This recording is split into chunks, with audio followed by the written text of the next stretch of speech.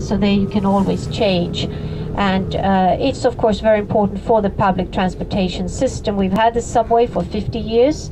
We have also trains leaving for the airport and buses for the airport from this area. This is the main entrance of Central Train Station.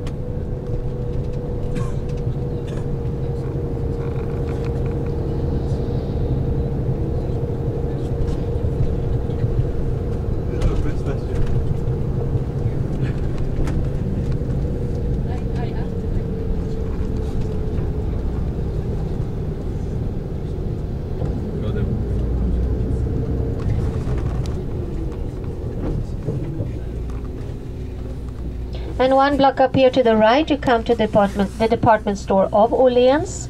The building to our right here is the main post office, or it used to be. It's not with postal services anymore.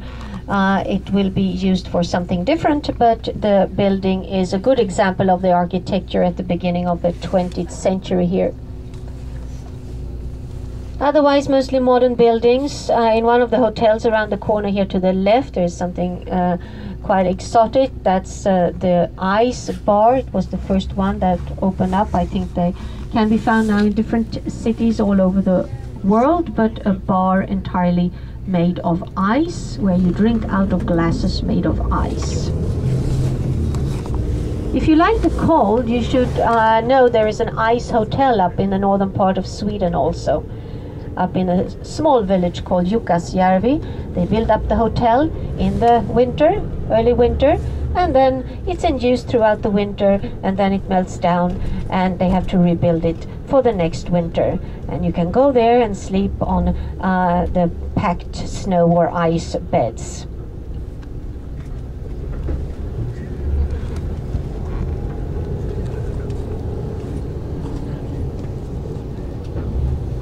Here we cross over King's Street again.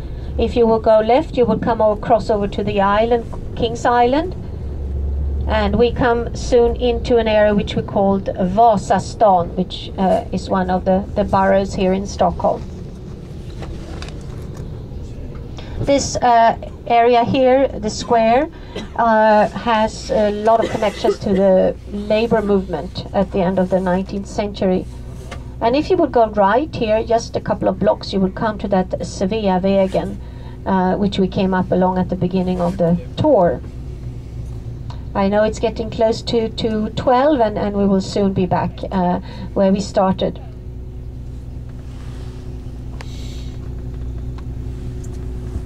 I just mentioned a little bit about the school system, or the educational system, and I think I got up to the upper secondary school, equivalent to senior high school, and then it could be interesting for you to know, or you know already perhaps, that after that you can go on to universities and high schools, and to get admitted to a very good school like the Stockholm School of Economics, for example, you have to have very good grades. As a matter of fact, to get into that school you have to have the top grades in all subjects, because based on the grades you calculate points, and you get admitted depending on the points that you have. And we have about 25 to 30 universities and colleges in Sweden, and as you know, perhaps the Stockholm School of Economics is an exception, because it's one of the private schools. It's only financed 10% by the state. Otherwise, with very few exceptions, all the universities and colleges are state financed. And if you go to a university like the Stockholm University, for example, which is a very good university and which is a very large university also, I think they have close to 40,000 students now, then you would probably see that the average age of the student is quite high, and that is because many of the students there, they study part-time, or because of the fact that here in Sweden, I don't know what it's like in your countries, but here in Sweden many of the young people, they take a gap year and they do other things, travel, for example, or try to earn some money for a year or two or even more before they resume their education on university level. So I would say that compared internationally, the average age of the student here is a little bit higher.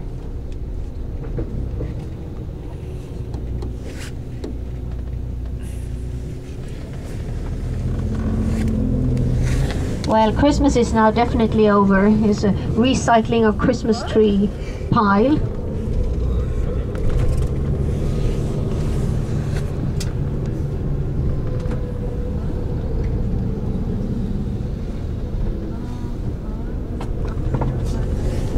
This is also a very local neighborhood, which is not far away from your school. And so you would find in this area quite a lot of local restaurants, and here are apartments in these buildings, mostly. We now come up to a place, a square called Odenplan, where you also have a subway stop.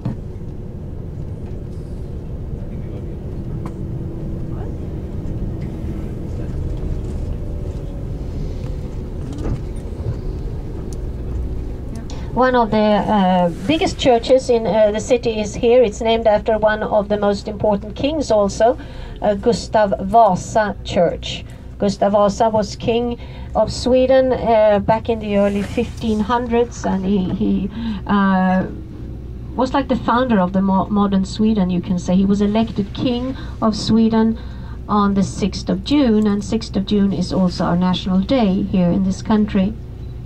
Like most churches, this is a Lutheran church.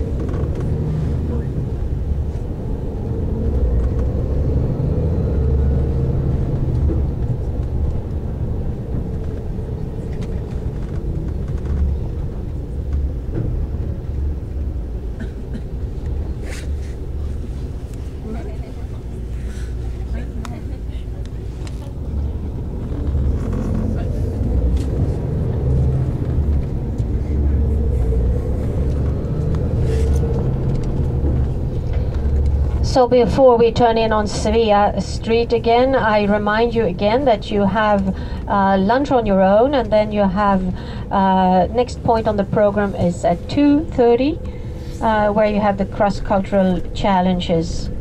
And then I see you're going to have later today Introduction to Swedish. That will be interesting. Here to the right is the City Library. It's a beautiful building. It has a very unusual shape, and it's known among architects all over the world, actually, because of its modern design. The architect was a Swede called Asplund, but a very nice library. If you pass by, go in and take a look inside also. And here you have the Observatory Park, and we are back here at the School of Economics. So I thank you so much for listening to me, and I hope that you will have good success with your studies and with your stay here in Sweden. Good luck to all of you, and thank you. Bye-bye.